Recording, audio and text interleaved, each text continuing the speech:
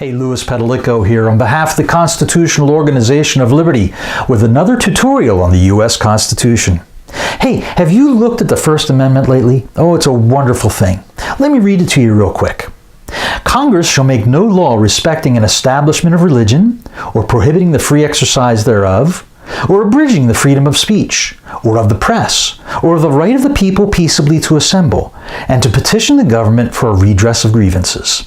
The First Amendment actually includes 4 different rights: religion, speech, press, and assembly.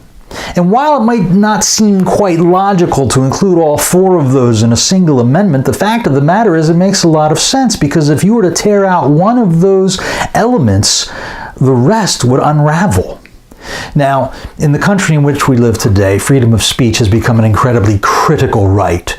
And yet we do have some individuals that don't believe that you have that right if what you say is not popular. However, that's not the way the Founding Fathers looked at it. The whole reason for the First Amendment's guarantee of free speech was because of the fact they wanted to protect unpopular speech. They specifically wanted to protect political concepts and ideas and allow people to flesh them out and talk about them and hammer them out and decide on their own whether they like the ideas or not.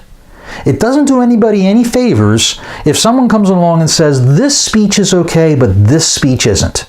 The Founding Fathers had to endure that under the Crown of England, but they didn't want to have to deal with that here in the USA.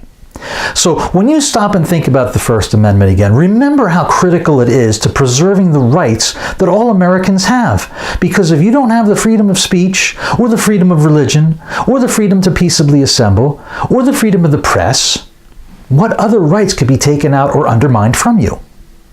On behalf of the Constitutional Organization of Liberty, this is Louis Petalico.